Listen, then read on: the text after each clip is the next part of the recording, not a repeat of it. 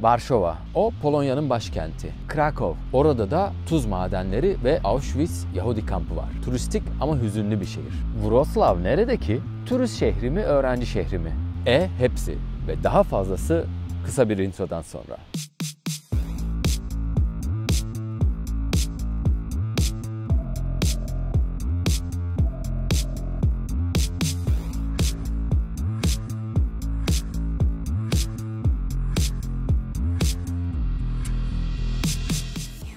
Bir günde şehirler nasıl gezilir videolarıma artık aşina olmuşsunuzdur. Budapeşte, Prag, Roma, Paris, genelde bu videolarda fark ettiyseniz şehrin kalbinden başlamışımdır. Ama Wrocław'da şehri nereden gezmeye başlayacağıma karar veremedim. Evet, bu şehir bir günde gezilir, yıllar da geçirilir. Ne demek istediğimi birazdan anlayacaksınız.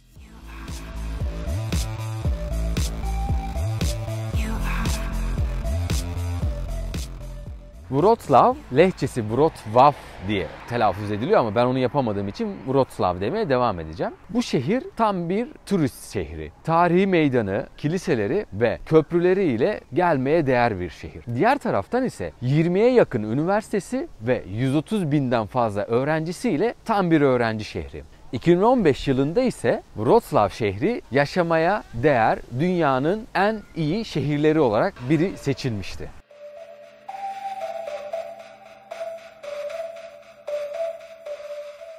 İkinci Dünya Savaşı öncesi Wrocław'da 300'den fazla köprü bulunuyormuş. Şu anda günümüze sadece 100 tanesi gelebilmiş. Arkamda bulunan köprü bunlardan en ünlüsü olan Grunwaldzki Köprüsü. Kraliyet Köprüsü ya da Özgürlük Köprüsü olarak da geçiyormuş. 1910 yılında 2 yıl içinde yapılmış. Bir şehir efsanesine göre 1950 yılında bir pilot uçağıyla uçarak altından geçmiş. Nedeni ise bir kadını etkilemek.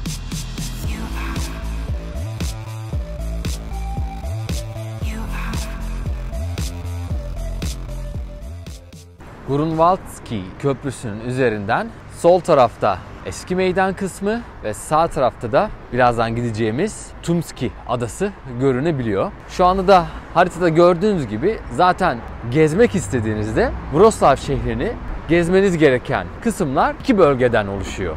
Buraları gezdikten sonra aslında şehri bitirdim diyebilirsiniz. Nehir üzerinde bir bot turuna çıkabilirsiniz. Hayvanat bahçesi ve botanik bahçesinin bulunduğu yere gidebilirsiniz. Ama bunlar tabii vaktiniz olduğunda. Şimdi biz nehrin kenarından yürümeye devam edip şehrin kalbi ve ruhunu bulmaya devam edelim.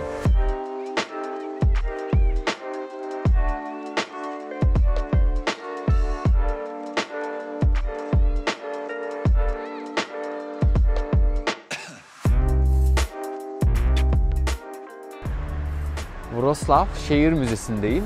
İçine girmeyeceğim bilmiyorum ama dışı yapraklarla kaplı ve tabii sonbaharda olduğumuz için de bu yapraklar renk değiştirerek kırmızı, bazı yerlerde sarı ve yeşile bürünmüş harika bir görüntü oluşturmuş. Hemen müzenin karşısında şehir parkı da bulunuyor. Şehir parkının içinde önemli bir müze var. Bu müzede Polonya tarihinin önemli savaşlarından biri olan Wrocław savunması 360 derece panoramik resimlerle figüre edilmiş. Şimdi onun yanına doğru yürüyorum.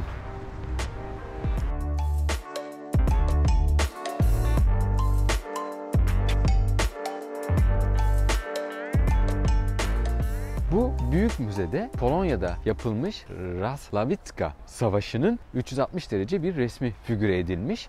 Eğer resimleri internette bulabilirsem burada yana ekleyeceğim. Polonya'da bağımsızlığı koruma, bağımsızlığı savunma adına yapılmış olan bu savaş Wrocław'ın şehrin içinde bu panorama müzesinde bulunmakta.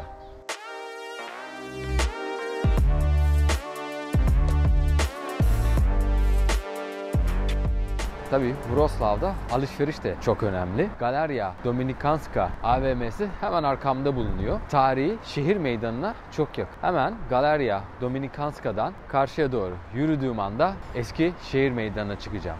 Ve bu yol üzerinde de birçok alışveriş mağazası beni bekliyor olacak.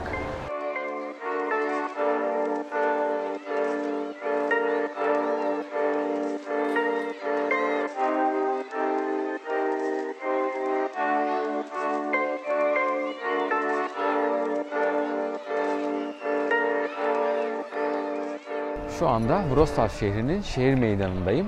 Yani Marketplace diye geçen bizdeki adıyla pazar yeri. Burası Polonya'nın ikinci en büyük meydanı. Meydan etrafında renkli evler dikkatinizi çekecek. Etraftaki barlar ve restoranlar gece saatlere kadar açık. Burada Christmas yani yılbaşı zamanı Christmas marketleri kuruluyor. Avrupa'daki en önemli Christmas marketlerinden biri Wrocław'da, bu şehirde bulunuyor. Size tavsiyem bu meydanı yavaş yavaş her tarafını köşe bucak gezmeniz.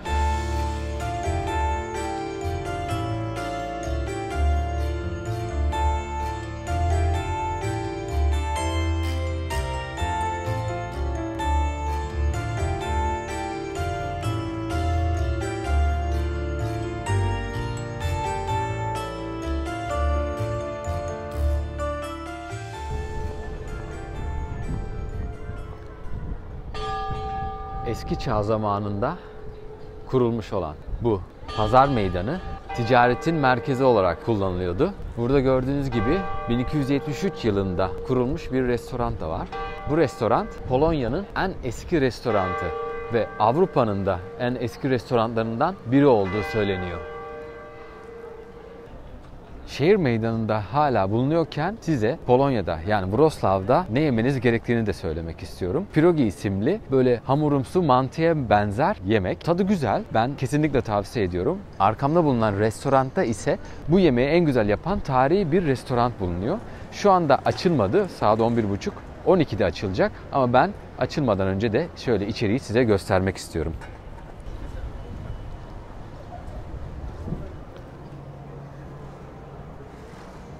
Tabii daha açılmamış. Bura açıldığı anda büyük ihtimal o kadar dolu olacak ki içeride belki oturacak yer bulamayacağız.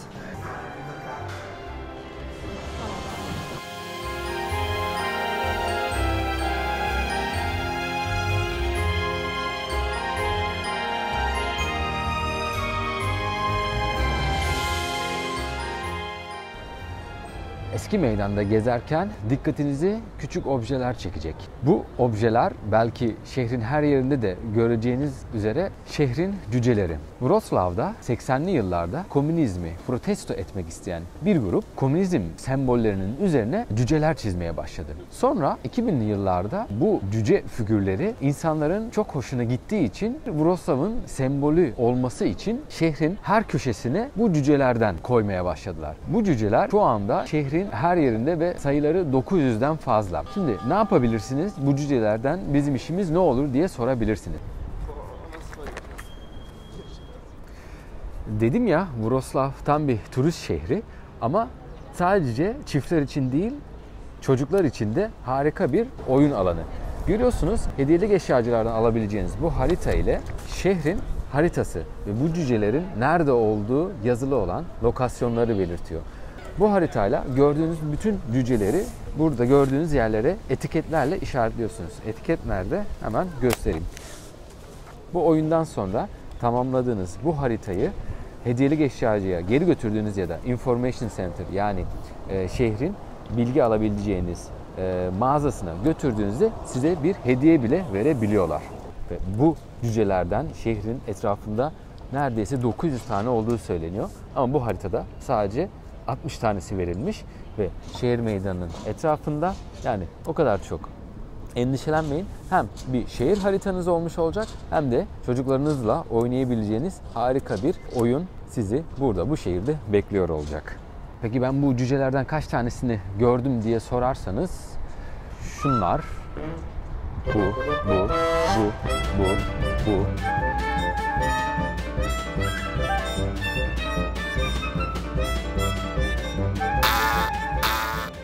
Ve yanımda bir tane bu.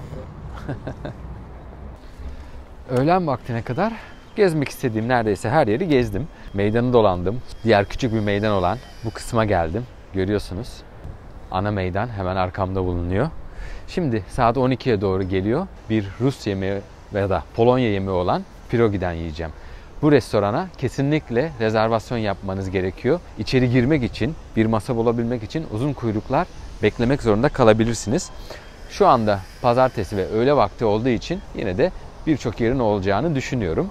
Şimdi saat 12'ye geliyor. Öğle yemeği için oraya gideceğim. Yemekleri ve içeriği birazdan size göstereceğim.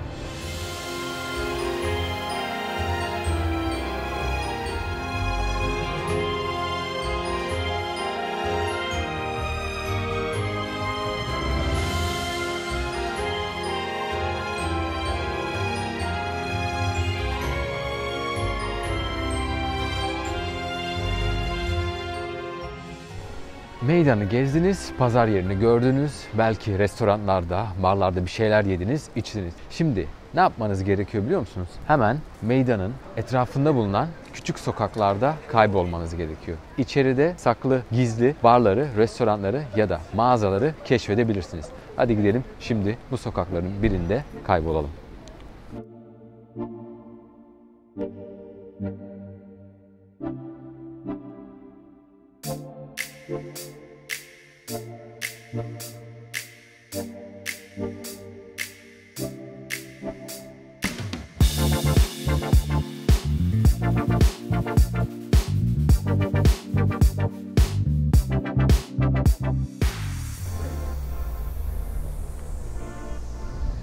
Hemen şehrin içinde Ekonomi Fakültesi ve Hukuk Fakültesi bulunuyor.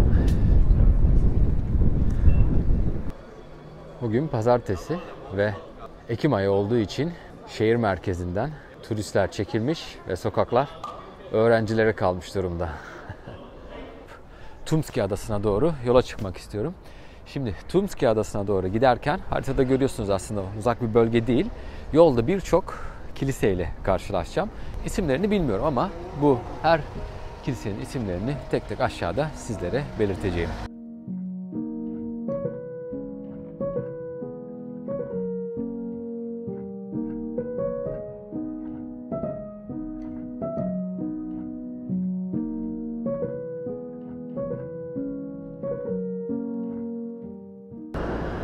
Tumski Adası'na giderken yolda tarihi Targova kapalı pazar yerini göreceksiniz.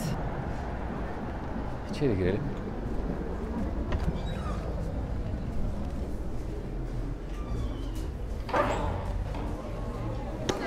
İçeri girdiğinizde bir kapalı pazar yeri karşınıza çıkacak. Görüyorsunuz burada bir Türk marketi ya da tezgahı da bulunuyor. İstediğiniz şeyleri alabilirsiniz. Buranın özelliği ise neredeyse 1900'lü yılların başında yapılmış olması ve tamamen betondan yapılmış olması. İçeride görüyorsunuz.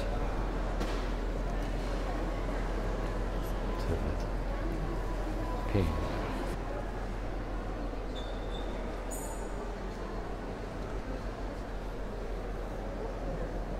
Baharatlar.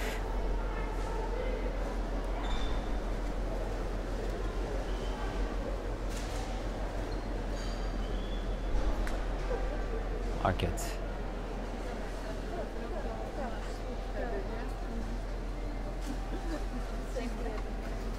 Ya da çaylar.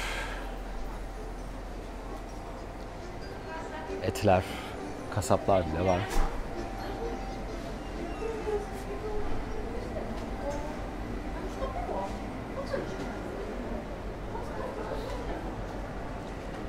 Arkaya doğru giderseniz çiçek pazarının da olduğunu göreceksiniz. Güzel bir yer, gezmelik, görmek için. Gayet canlı bir yer.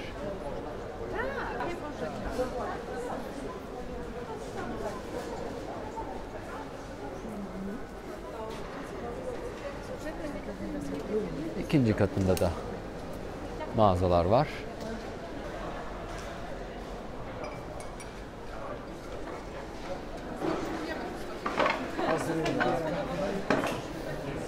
Kahve ve kek yiyebileceğiniz bir yer var.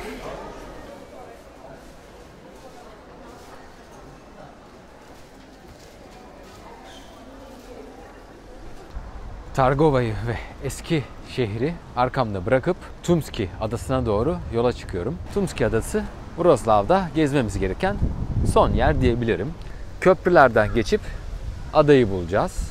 Burada görüyorsunuz Eğer Eskişehir Wrocław'ın kalbi ise Tumski Adası da Wrocław'ın ruhu olarak nitelendiriliyor. Biz de gidip görüntüleyeceğiz.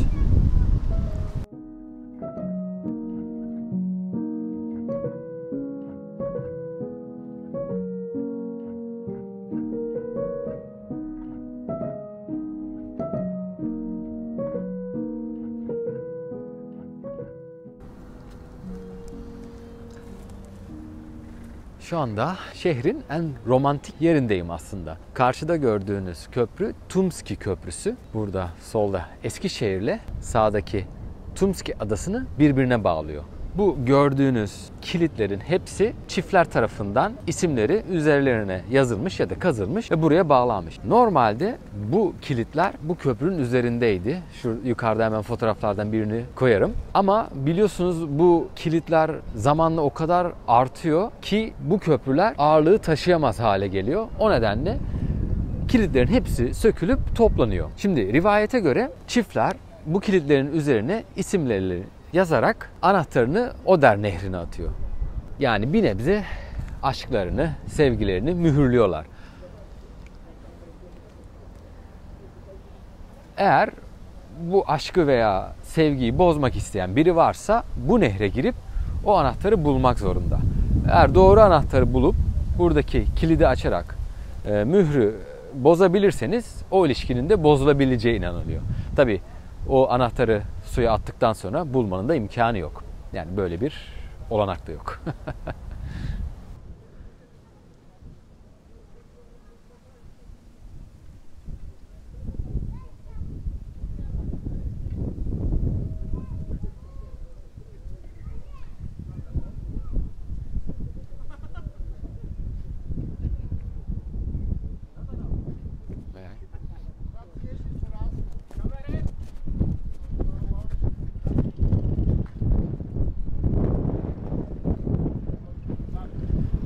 Tumski Nehri'nin Tumski Köprüsü'nün tam ortasındayken tabii bir çekime denk geldim.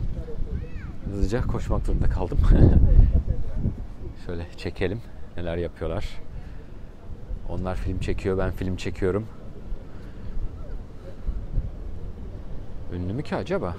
Ünlü olup olmadığını da bilmiyoruz.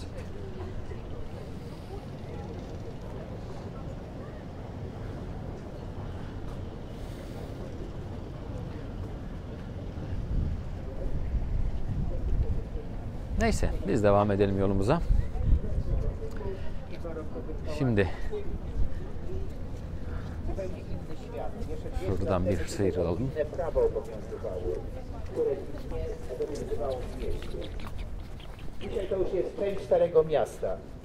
Bu ada Wrocław şehrinin hem kraliyet soyundan gelenler hem de dini yönden ileri gelenler için çok önemli bir ada. Görüyorsunuz burada yine büyük bir kilise, katedral bulunuyor. Tam karşıda ise muazzam büyüklüğünde bir başka kilise. Yanına gideceğiz. İçine gireceğiz. Ama yine dediğim gibi Wrocław'ı yukarıdan görmek isteyenler için bu kilisenin sol kulesi açık ve çıkış biraz daha bir nebze daha kolay. Birkaç merdiven ve ardından asansörle yukarı çıkabiliyorsunuz. Yani meydanın yanındaki kiliseden sadece kuleye yürüyerek çıkmaktansa bu kuleye asansörle çıkarak yine Wrocław'ı yukarıdan görebileceğiniz harika panoramik bir görüntüye erişebilirsiniz.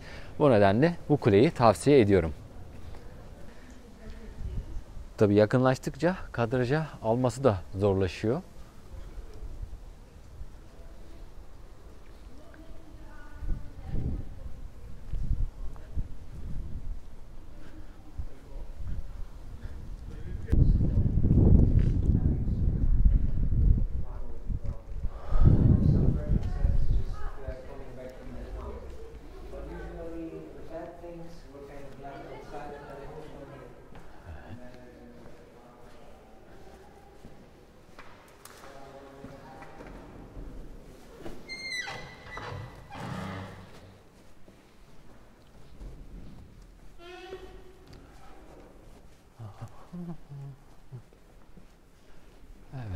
Ne yazık ki içeride bir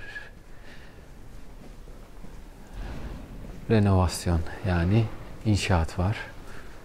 Her gittiğimiz yerde karşımıza çıkan Avrupa'nın eski binalarını yenileme furyası burada da devam ediyor.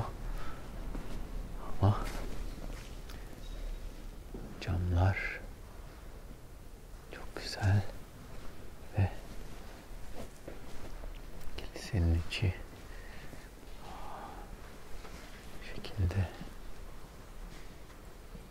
Işıklandırma çok güzel olmuş bu kilisede. İleride cam vitraylar, dışarıdan ışık çok güzel yansıyor.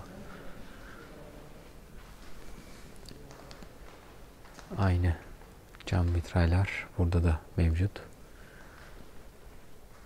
Şöyle arkaya baktığımızda dediğim gibi inşaat devam ediyor.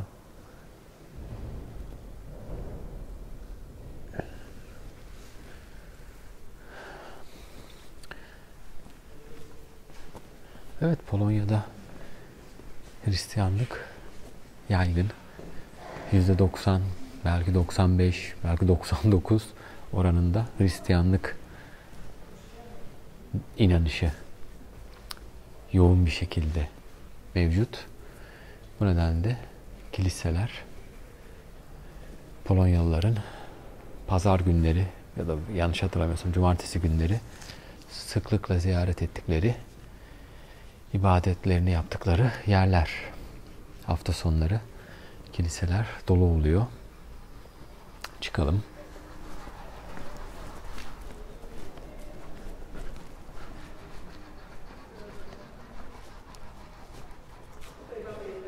Biliyorsunuz adanın kendisi tarihi yapılarla dolu. Kilisenin dışı görebiliyorsunuz. Bayağı büyük bir kilise ya da katedral. Şöyle almaya çalışırsam.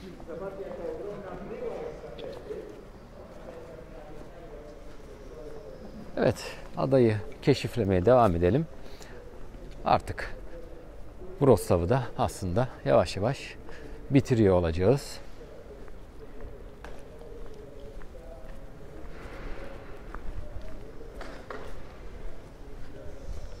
Evet, artık bence bir kapanış yapabiliriz. Wrocław'ı bir günde gezmiş, yine önemli yerlerini göstermiş bulunuyorum.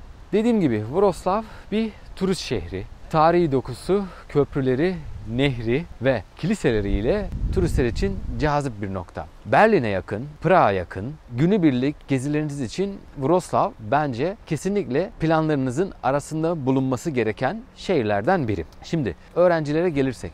Öğrenciler için harika bir şehir. Düz yürüyebiliyorsunuz, bisiklete biniyorsunuz, scooter kullanabiliyorsunuz. Restoranlar, barlar, eğlence merkezleri, etkinlikler, kültürel aktiviteler, konserler hepsi Wrocław şehrinde mevcut. Ve Wrocław galiba 2016 yılında Dünya Kültür Şehri olarak da seçilmişti. O kadar çok restoran ve barlar var ki istediğiniz yerde part-time işe girebilirsiniz. Ben nerede bir kafeterya ya da restorana girsem çalışan, harika İngilizce konuşabilen bir öğrenci oluyordu. Yani gençler her yerde çalışıyorlar, aktifler, dışarıda vakit geçiriyorlar. Öğrenci adası var. Burada resimlerde göstereceğim. Bir öğrenci adası mevcut. Akşamları orada dışarıda partiliyorlar. Orada vakit geçiriyorlar. O da çok cazip bir yer. Mesela pasajlar mevcut. Onları gezmedim ama resimlerini şimdi burada yukarıda vereceğim. Wrocław'da o kadar çok pasaj, yani bir binanın içine doğru geçit var ki içeride ayrı bir dünya genelde sizi bekliyor. İçeride restoranlar, kafeteryalar, barlar, çok güzel etkinliklerin yapıldığı yerler, renkli renkli ışıklı caddeler bulunuyor. Şurada yine yukarıda resimde görüyorsunuz. Çok ünlü bir neon caddesi var. Oraya tabii akşam gidince oranın tadı güzel olur. Akşam olmadığı için, şu anda akşamda vaktim olmadığı için ben gidemiyorum. Neon caddesi var. Orada harika. Ve sonuncusu da turist olarak gelmek isteyen çocuklu aileler. Gördüğünüz gibi şehrin dört bir yanında küçük cüceler var. ve ellerine telefon ya da fotoğraf kamerası alan çocuklar, herkes bunların peşinde. Avlıyorlar, fotoğraflarını çekiyorlar, ellerindeki haritalarla ve etiketlerle buldukları yerleri işaretliyorlar ve sonunda onları bu turist bilgi merkezlerinde bir hediye bekliyor. Eğer bu 60 tane size gösterdiğim, tabii onları sonradan da yapıştırabilirsiniz ama yani gezmekte tabii ki bir oyun, bir eğlence. Onları da yapıştırarak turist bilgi merkezlerine gittiğinizde sizi de bir hediye, bir ödül bekliyor. Bunu da söylemeden geçmek istemiyorum. Wrocław'ı bitirdik. Belki bu sefer hızlı oldu ama güzel oldu. Bu videoyu izlediğiniz için teşekkür ederim. Kanala abone değilseniz abone olabilirsiniz. Bir sonraki videoya kadar görüşmek üzere. Sağlıcakla kalın ve hoşça kalın.